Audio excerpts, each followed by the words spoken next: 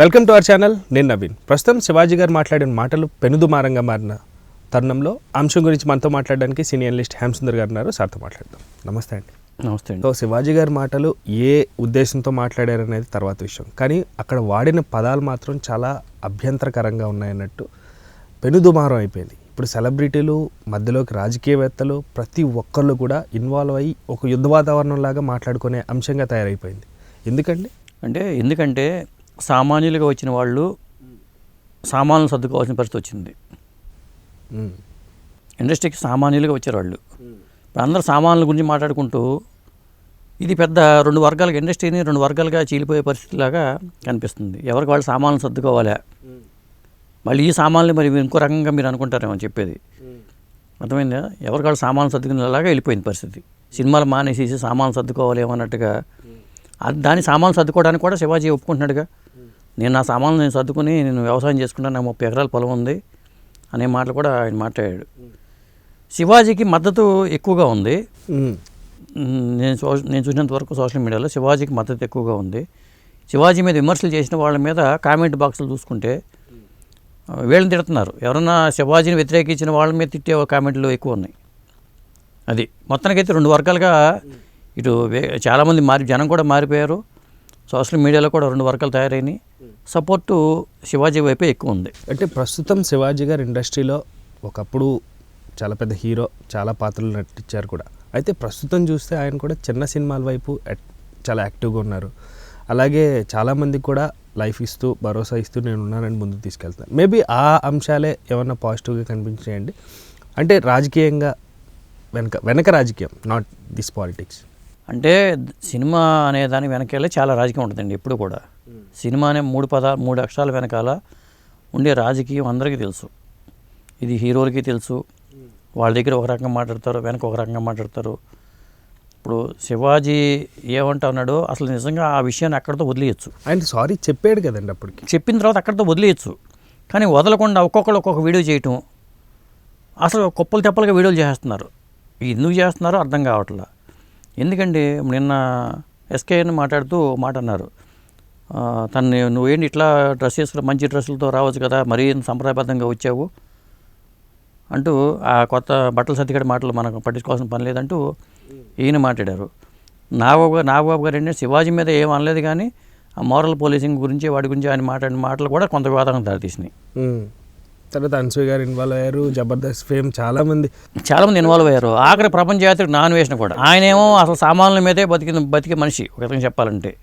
అంటే అక్కడ ఫారిన్ సామాన్ల మీద ఆయన డిపెండ్ అయ్యి వీడియోలు చేస్తూ ఉంటారు. ఇప్పుడు ఆయన అనవసరంగా ఇప్పుడు దీంట్లో ఏలు పెట్టి కోరి తెచ్చుకున్నట్టే కదా. ఆయన రకరకాల వీడియోలు చేసుకుంటూ మన వీడియోలు మనం చేసుకుంటూ ఉంటే అంతవరకు ఇబ్బంది లేదండి. ఇప్పుడు సాధారణంగా ఒక సామెత చెప్తూ ఉంటారు, పెంట మీద రాయేస్తే అది మన మొహానే పడద్దని.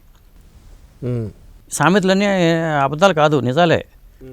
అనవసరంగా కెలుక్కుంటున్నారే అనిపిస్తుంది. ఇది ఎక్కడితో అయిపోయిందిరా బాబు అనుకుంటే రోజు రోజుకి ఒక్కొక్కరు మాట్లాడటం, ఇది సీక్వెల్ సినిమా లాగా మారిపోయింది. ఇది పార్ట్ 1, పార్ట్ 2, పార్ట్ 3 లాగా అయిపోయింది. ఏ రోజు ఎవరు ఏం మాట్లాడతారో అర్థం కావట్లా. ఇప్పుడు నా అన్వేషణ అతనికి అన్ఫాలో చేయమని చాలామంది వీడియోలు చేశారు. కొంతమంది అన్సబ్స్క్రైబ్ చేస్తున్నారు అతని ఛానల్కి. ఆ కమెడియన్ ఉంటారు కదండి, ఆయన ఎవరు, కేఏ పాల్ అంటున్నారు. కేఏ పాల్. ఆయన కూడా ఇక్కడ తీసుకొచ్చి ఈ ఇష్యూ కింద మాట్లాడకుండా కాలం నాడు బాలకృష్ణ గారు అది అన్నారు ఇది అన్నారంటే ఆయన ఏదో చెప్తున్నారు. ఇప్పుడు అవసరమా ఇంత రాద్ధాంతం అవసరమా? ఇది ఈ రెండు వర్గాలుగా తయారైపోయిందండి. ఇది ఎవరెవరో వచ్చేసి ఏదేదో మాట్లాడటం, ఇది కామెడీ అనుకుంటున్నారా, సీరియస్ విషయం అనుకుంటున్నారా? ఆయన మహిళా కమిషన్ ముందుకు వెళ్ళారు, ఆయన లెటర్ ఇచ్చారు, అంతవరకు అయిపోయింది. సారీ చెప్పారు కదా, అయిపోయింది. అసలు అయిపోయిందని పెళ్లి బాధ్యతలు ఎందుకండి ఇంకా? అంటే ఇప్పుడు ఈ అంశం అంతా చూస్తూ ఉంటే కనిపించకుండా ఏదో జరుగుతుందన్న అంశం మాత్రం బయటకు వస్తుంది. సేమ్ ఇదే సీన్ మనం అఖండ 2 విషయంలో చూస్తే కూడా ఇలాగే కనిపించింది. రేపు మాపు లేకపోతే సాయంకాలానికి కోర్టు ఏమవుతుందో క్వశ్చన్ మార్క్, అన్ని క్వశ్చన్ మార్క్లే. ఈ అంశం కూడా అలా కనిపిస్తుంది. అయిపోయింది, ఆయనంతటా ఆయనే సారీ చెప్పాడు, దయచేసి వదిలేయండి అన్నాడు. అన్న తర్వాత కూడా ఎందుకు? కనిపించిన 4వ సింహం కూడా ఉందండి.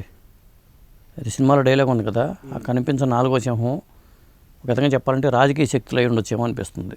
సినిమా శక్తులు పరంగాను 2 వర్గాలు ఉన్నాయి, రాజకీయాల పరంగా 2 వర్గాలు ఉన్నాయి. ఇది సినిమా రాజకీయం అంటారా? సినిమా రాజకీయం కూడా కావచ్చు. సినిమా రాజకీయం రెండు కలిసిపోయినాయి ఇప్పుడు.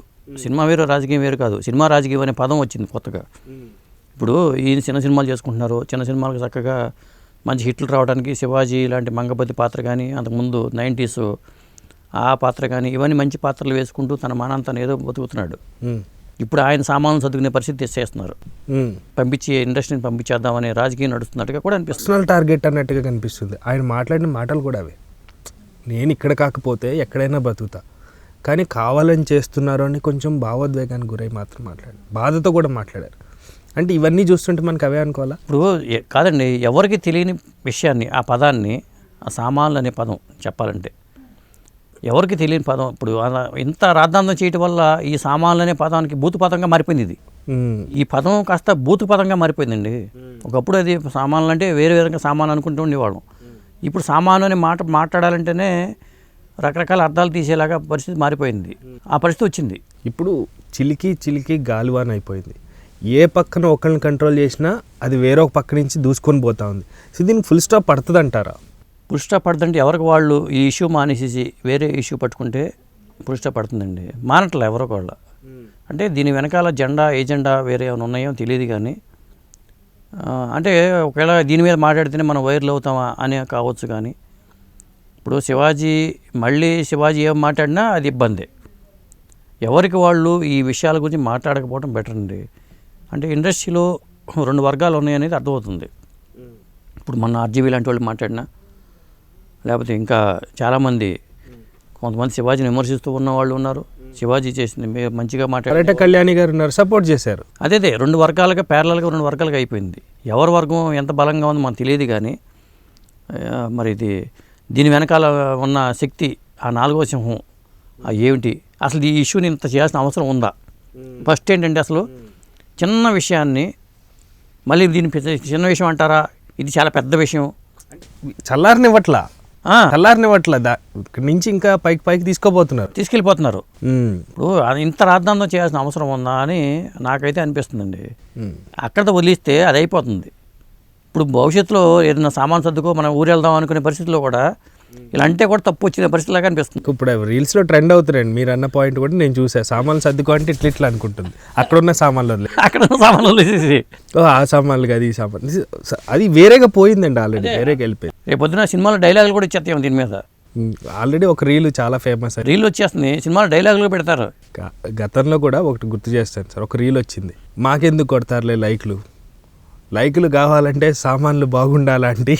ఇప్పుడు ఆ సామాన్లు నేను ఏ సామాన్ల గురించి మాట్లాడండి, నాకు అనవసరం. ఎందుకంటే ఈ పదాలు, ఇట్లాంటి పదాల్లో మంచి పదాన్ని కాస్త భూత పదంగా మార్చేయటమే బాధ అనిపిస్తుంది. అంటే విలువలు కాపాడాల్సిన, లేకపోతే మాటల్ని, సాహిత్యాన్ని ఇండస్ట్రీ పరంగా చూస్తే ప్రతిదీ కూడా విలువలు పెంచాలి. ప్రతి పదాల్లో డైలాగుల్లో కూడా బూత్ ఉండేది ఇది వరకును. ఇప్పుడు దసరా బుల్లుడు లాంటి సినిమాలోనే కూకుని ఆకేసి అని ఉంటుంది, కూకుని ఆకేసి. ఇప్పుడు రంగా రాత్రి పగలు కొత్త బెంగా అని ఉంటుంది. అది కొత్త బెంగా అనే పదం ఇంకో రకంగా వినిపించిన సందర్భ పాటలు ఉన్నాయి. అప్పుడు ఎవరో మాట్లాడలేదు. ఆ పదాల పాటలు ఉన్నప్పుడు ఎవరో మాట్లాడలేదు. ఇప్పుడు అమ్మని తీయని దెబ్బ అని మాట్లాడినప్పుడు ఎవరు మాట్లాడలేదు. మొన్న చిక్కిరి పాటలో కూడా సామాన్లు అనే పదం, సరుకు సామాన్లు అనే పదం ఉందంట. దాని గురించి కూడా వైరల్ అయినాయి. అర్థమైందా? ఇలా ద్వంద్వార్థంతో రాసిన రైటర్లో ఎప్పటి నుంచో ఉన్నారు. ఉండాలి కూడా, ప్రతిదీ ఉండాలి. అదే పచ్చిగా పచ్చి బూతుగా మాట్లాడటం కన్నా ఈ విధంగా మాట్లాడితే పెద్ద ఇది అనిపించట్లా. కానీ చూసేవాళ్ళకి ఏంటంటే ఇప్పుడు రామ అన్నట్టుగా వినిపించేలాగా పరిస్థితి తయారైపోయింది.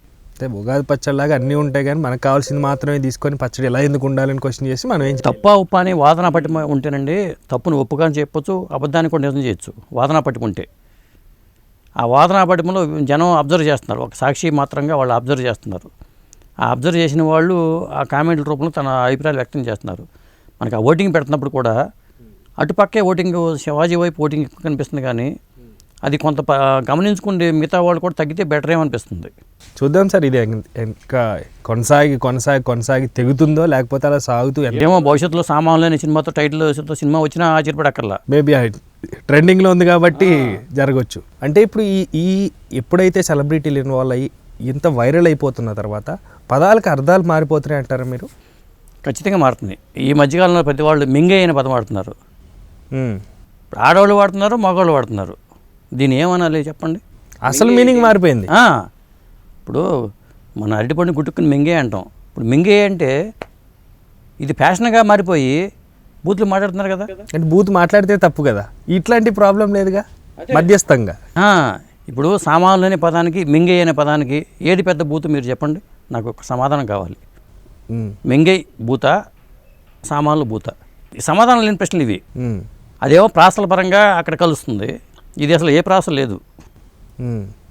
సామాన్లు అనే పదానికి ఏ ప్రాస లేదు. సినిమాలో కూడా గురువుగారు అని ఆపేశారు, ఒక లెటరే వచ్చింది. అంటే కంటిన్యూషన్ అందరికీ తెలుసు కదా, అవి డైరెక్ట్గా బూత్లేగా. ఇదేనండి, దీని సమాధానం లేని మనం చెప్పలేము కూడా. చెప్పినా మళ్ళీ దీని మీద ఇంకొక రకంగా ఇంకొక వీడియోలు వస్తూ ఉంటుంది. బయట ప్రపంచంలో ఏం జరుగుతుంది, ప్రపంచం మారమని మనం చెప్పడానికి మనం ఎవరు, లేదా బట్టలు ఇలా వేసుకోమని చెప్పడానికి మీరెవరు అంటున్నారు. నా చిన్నప్పుడు కూడా కథ చెప్పాడు, ఆడెవడో దాంట్లో నంజుకు తింటున్నా అంట, అశుద్ధం నంజుకు తింటున్నా అంట. నువ్వు ఎందుకురా అయిపోయిన తర్వాత తిను, లేకపోతే తిన్నాకన్నా చెయ్యి పని అంటే అందులో నంజుకు తింటా నీకు అభ్యంతరం అన్నా అంటే ఎవడో. కాబట్టి చెప్పేవాడే చులకన, చెప్పేవాడే అది. ఇప్పుడు వాళ్ళు అనేది ఏంటంటే మీకెందుకురా బాబు, అసలు వాళ్ళ బట్టలు వాళ్ళ ఇష్టం అని వాదన చేసేవాళ్ళు ఉన్నారు. ఇప్పుడు వాదన పట్టమంటే ఎలాగైనా వాదించండి. అబద్ధాన్ని నిజం చేయొచ్చు, నిజాన్ని అబద్ధం చేయొచ్చు. దీని గురించి ఇంకా ఎక్కువ మాట్లాడడం కూడా అనవసరం. థ్యాంక్ యూ అండి. Thank you viewers, bye.